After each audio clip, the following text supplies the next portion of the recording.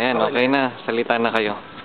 Mga tropa ko. Kay Inang, padala sa sunod na lang. Tsaka kay Itang, yung pangako kong sapatos, sunod na lang din. Kay Ikaw Dan. dyan, anong masasabi mo sa mga Pilipinas? Mga naghihintay sa'yo? Baw lang. Baw lang. Maraming Yun lang. ibig sabihin yun. Maraming ibig sabihin niya. At Ay, itong isang supremo. Ikaw, Mar. Sabi ko lang, kita-kits. Siyempre, hindi ako papatalo. Biglang umiikot ng ganyan yan.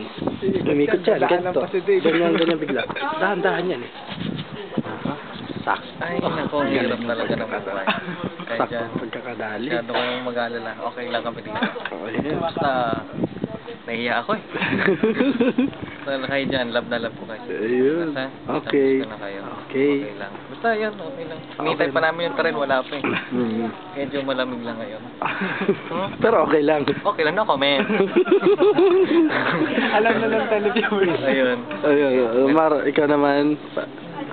Alam na niya yan. Yan. Si Ikaw dyan. Victor.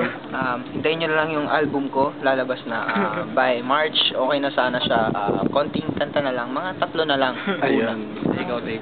Ayun, naman sa'yo. Siya kunyari sa akin. Okay, kailangan dadaan muna sa akin. Dadaan din Paikot sa akin muna yan. sa kanya, ha? Okay. Hindi ko na mahulog. Kay Utoy, yung bahog ng manok.